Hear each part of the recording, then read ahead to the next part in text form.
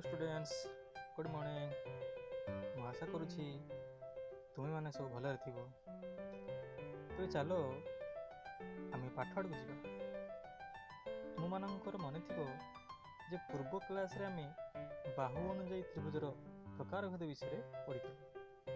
ତେବେ ଆଜି ଆମେ କୋଣ ଅନୁଯାୟୀ ତ୍ରିଭୁଜର ପ୍ରକାରଭେଦ ବିଷୟରେ ଜାଣିବା। ଆମେ ପୂର୍ବରୁ ପଢ଼ିଛେ ଯେ 0 ଡିଗ୍ରୀରୁ ଅଧିକ ଓ 90 ଡିଗ୍ରୀରୁ କମ୍ ପରିମାଣର କୋଣକୁ ସୂକ୍ଷ୍ମ କୋଣ କୁହାଯାଏ। 90 ଡିଗ୍ରୀ ପରିମାଣ ବିଶିଷ୍ଟ କୋଣକୁ ସମକୋଣ କୁହାଯାଏ ଏବଂ 90 ଡିଗ୍ରୀରୁ ଅଧିକ ଓ 180 ଡିଗ୍ରୀରୁ କମ୍ ପରିମାଣର କୋଣକୁ ସ୍ଥୂଳକୋଣ କୁହାଯାଏ। ତେବେ ଏଠି ଦେଖ, କୋଣ ଅନୁଯାୟୀ ତ୍ରିଭୁଜ 3 ପ୍ରକାରର। 1ରେ ସୂକ୍ଷ୍ମକୋଣୀ ତ୍ରିଭୁଜ, 2ରେ ସମକୋଣୀ ତ୍ରିଭୁଜ, 3ରେ ସ୍ଥୂଳକୋଣୀ ତ୍ରିଭୁଜ। ପ୍ରଥମେ ଜାଣିବା ସୂକ୍ଷ୍ମକୋଣୀ ତ୍ରିଭୁଜ ବିଷୟରେ। ଯେଉଁ ତ୍ରିଭୁଜର ପ୍ରତ୍ୟେକ କୋଣ ସୂକ୍ଷ୍ମକୋଣ ତାହାକୁ ସୂକ୍ଷ୍ମକୋଣୀ ତ୍ରିଭୁଜ କୁହାଯାଏ।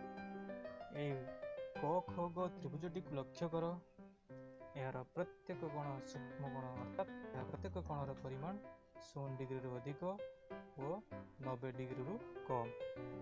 ତେଣୁ ଏହା ଏକ ସୂକ୍ଷ୍ମକୋଣୀ ତ୍ରିଭୁଜ। ଏହାପରେ ସମକୋଣୀ ତ୍ରିଭୁଜ ବିଷୟରେ ଜାଣିବା। ଯେଉଁ ତ୍ରିଭୁଜର ଗୋଟିଏ କୋଣ ସମକୋଣ ତାହାକୁ ସମକୋଣୀ ତ୍ରିଭୁଜ କୁହାଯାଏ। ଏହି କ ଖ ଗ ତ୍ରିଭୁଜଟିକୁ ଲକ୍ଷ୍ୟ କର। ଏହାର ଖ କୋଣଟି ସମକୋଣ, ଅର୍ଥାତ୍ ଖ କୋଣର ପରିମାଣ 90 ଡିଗ୍ରୀ।